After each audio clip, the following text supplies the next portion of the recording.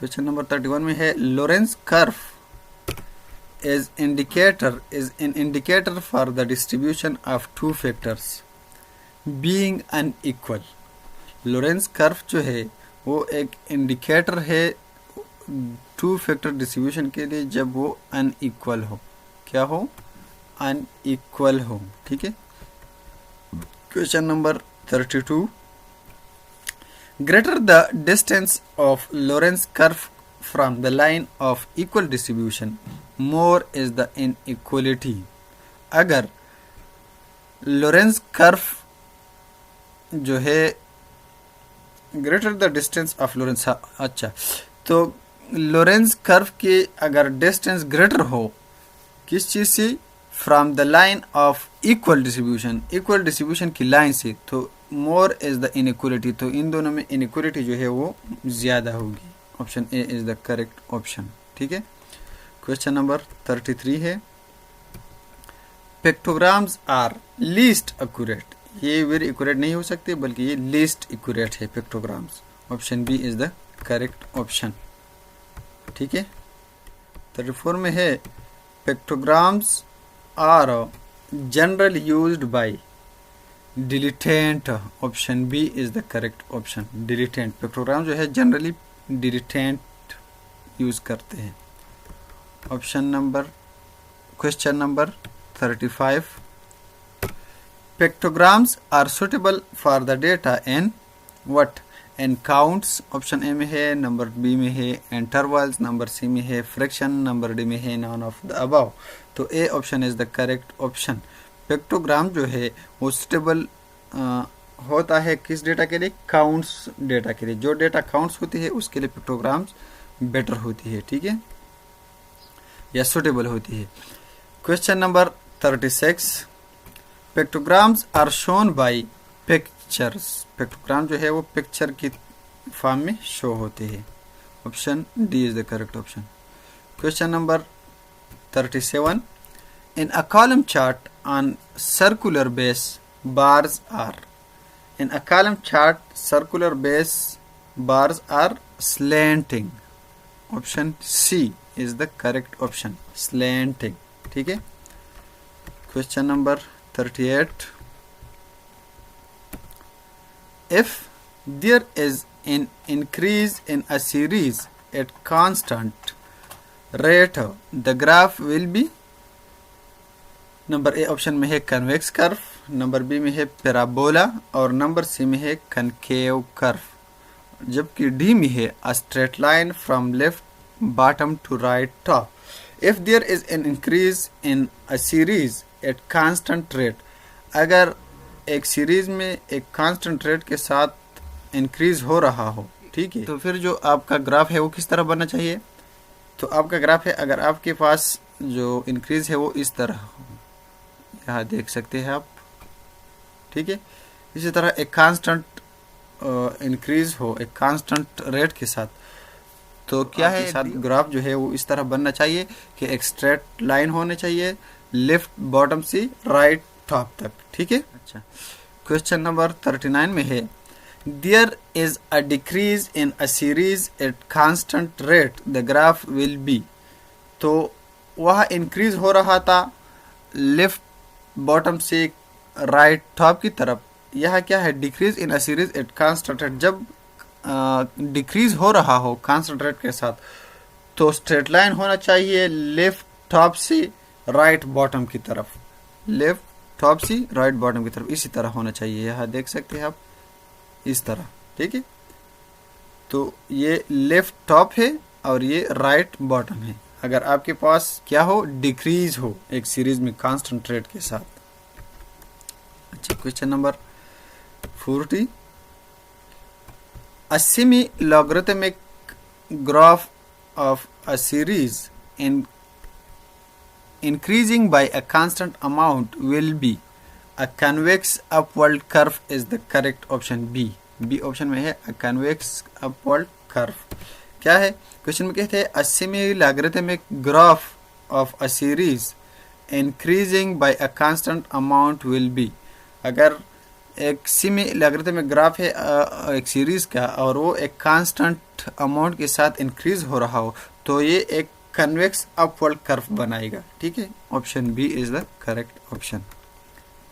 Question number 41, the suitable chart to emphasize the difference between two time series of which one is at a higher level is what?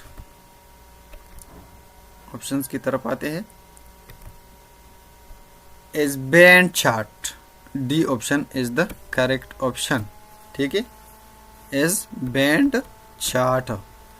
Question number 42, when there is a pronounced skewness, the desirable scale to plot the frequency distribution is। अच्छा, when there is a pronounced skewness, अब अगर यहाँ skewness मौजूद हो, pronounced skewness, तो desirable scale जो है to plot the frequency distribution वो है logarithmic scale। क्या है? सी ऑप्शन में जो लिखा है logarithmic scale, ये करेक्ट ऑप्शन है। अर्थमेटिक स्केल भी नहीं बनाने होनी है, मल्टीपल स्केल भी नहीं होनी चाहिए, एनी ऑफ द अबव भी नहीं, बल्कि लॉगरिथमिक स्केल होनी चाहिए।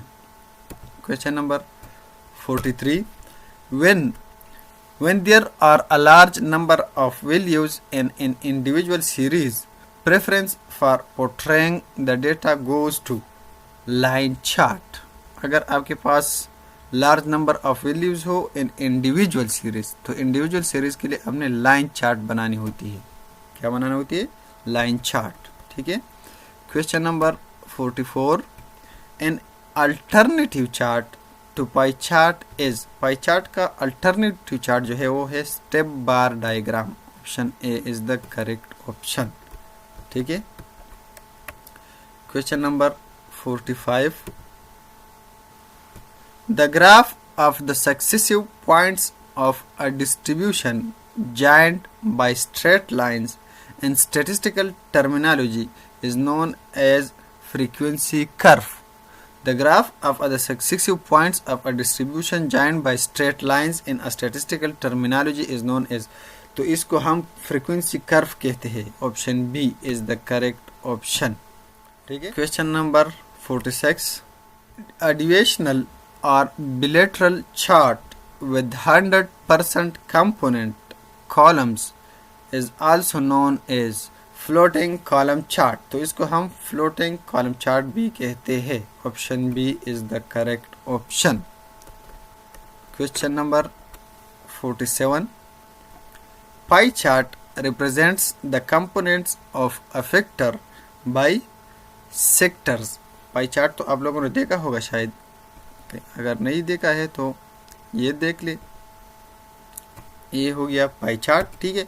तो इसको हम अगर डिवाइड करना चाहते हैं तो इसको हम सेक्टर के थ्रू डिवाइड करते हैं। इस तरह देख सकते हैं। ठीक है। तो ये हो गया एक सेक्टर और ये हो गया दूसरा sector.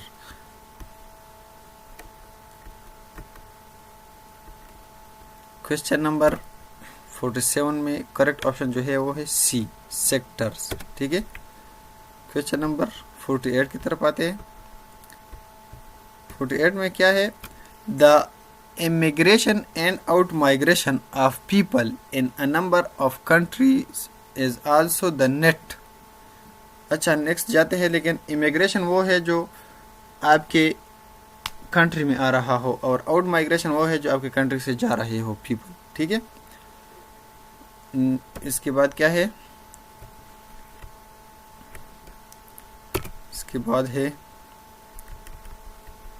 Can be better displayed by two directional column chart, gross deviation column chart, net deviational column chart और रेंज चार्ट। तो बी ऑप्शन जो है वो हमारे पास करेक्ट ऑप्शन है, gross deviational column chart.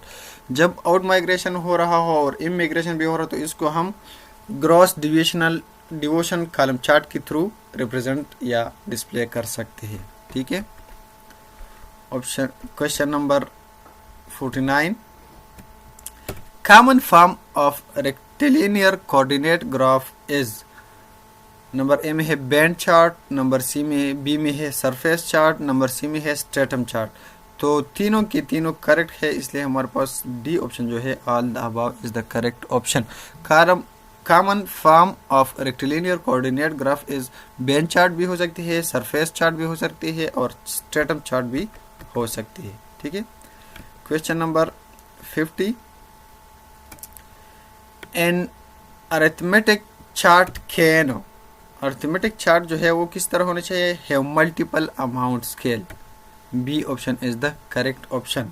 Arithmetic chart जो है उसमें मल्टीपल अमाउंट स्केल्स होने चाहिए। ठीक है, option B is the correct option. Question number 51, it is necessary to find commutative frequencies in order to draw a or n Ogive curve. Option C is the correct option. कहते हैं कि it is necessary to find commutative frequencies in order to draw an Ogive curve. Commutative frequencies जो अच्छा आपने किस चीज़ को लिए commutative frequencies must जो है वो फाइंड करनी होती है, ओगिव कर्व के लिए वो मस्ट है कि आपने कम्यूटेटिव फ्रीक्वेंसीज फाइंड की हुई हो। अगर आपके पास कम्यूटेटिव फ्रीक्वेंसीज मौजूद ना हो तो आप ओगिव कर्व बना नहीं सकते। ठीक है। अच्छा, question number 52, if we plot the points of a less than type or more than type frequency distribution, the shape of graph is, तो इसको हम ओगिव कर्व कहते हैं। अगर आप मोर देन टाइप या less than type commutative frequencies के लिए ग्राफ बनाते हो तो इसको हम ओगिव कर्व कहते हैं। Question number 53, histogram is suitable for the data presented as, number A option में है कंटिन्यूस ग्रुपेड फ्रीक्वेंसी डिस्ट्रीब्यूशन, तो यही करेक्ट ऑप्शन है। हिस्टोग्राम जो है वो सूटेबल होते हैं कौन से डेटा के प्रेजेंटेशन के लिए, कंटिन्यूस ग्रुपेड फ्रीक्वेंसी डिस्ट्रीब्यूशन के लिए। ठीक है। क्वेश्चन नंबर 54 में है a histogram can be drawn for the distribution with unequal class intervals by considering what, by considering height of bars proportional to frequency density. इससे पहले भी हमने इस तरह का एक क्वेश्चन जो है वो सॉल्व किया, उसमें भी क्या यही बात थी लेकिन थोड़ा आगे पीछे कर दिया है इन्होंने। ठीक है। क्वेश्चन नंबर 54 हो गया, आते हैं 55 की तरफ। 55 क्वेश्चन में है in a histogram with equal class interval, वहाँ तो अनइक्वल की बात थी, यहाँ इक्वल क्लास इंटरवल की बात है। Heights of bar are proportional to what, frequency of respective classes. जब आपके पास जो है histogram with equal class interval हो तो उसको प्रोपोर्शनल होने चाहिए frequencies of the respective classes के साथ। ठीक है। जब अनइक्वल हो तो फिर फ्रीक्वेंसी डेंसिटी के साथ प्रोपोर्शनल होना चाहिए। 56, the data relating to the number of registered allopathic and homeopathic doctors in 6 different states can be most appropriately represented by diagram। यह तो एक डिफरेंस जो है मतलब दो किस्म की चीज़ें ली गई है, एक तो है एलोपैथिक और दूसरा है होम्योपैथिक डॉक्टर, जबकि दूसरा जो है 6 डिफरेंट स्टेट्स से ली गई है। तो इसको हम डबल बार डायग्राम के थ्रू रिप्रेजेंट कर सकते हैं। डी ऑप्शन जो है वो करेक्ट ऑप्शन है। Question number 57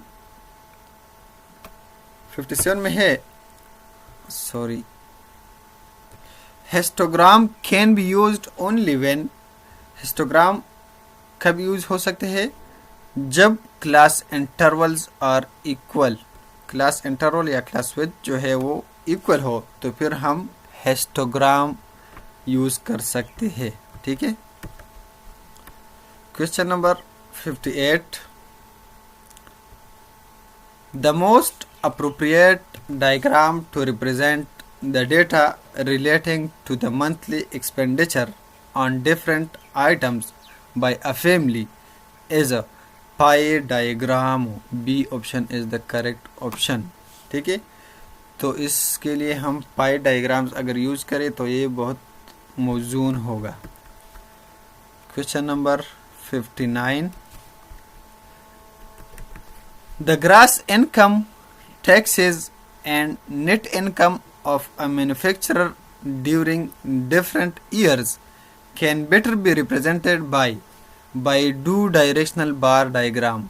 D option is the correct option.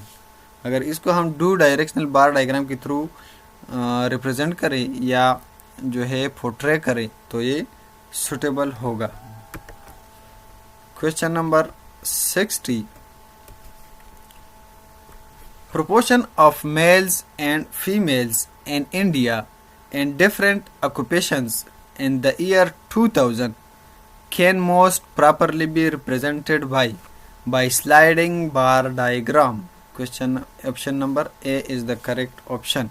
Sliding bar diagram के थ्रू अगर इसको हम रिप्रेजेंट करें तो ये बहुत मौजूद होगा। ठीक है, क्वेश्चन नंबर 60 तक हमने ये सारा चैप्टर मुकम्मल कर लिया है।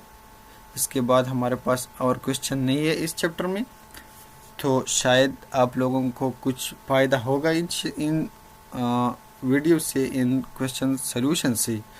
तो मेरा एक रिक्वेस्ट ये है कि आपने इस चैनल को सब्सक्राइब करना है, हमें कमेंट्स में अपने राय भी देने चाहिए और इसके साथ साथ हमारी वीडियो को लाइक भी कीजिए और दूसरे जो स्टैटिस्टिशियंस है या स्टूडेंट्स हैं उनके साथ भी शेयर करनी चाहिए। बहुत शुक्रिया, अस्सलाम।